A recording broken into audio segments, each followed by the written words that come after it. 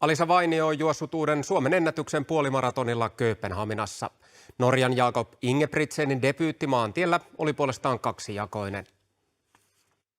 Alisa Vainio ylitti maalilinjan ajassa 1:09:30 ja paransi Camilla Richardsonin nimissä ollutta ennätystä 24 sekuntia. Omasta edellisestä ennätyksestään hän otti pois melkein minuutin. Sijoitus oli 12.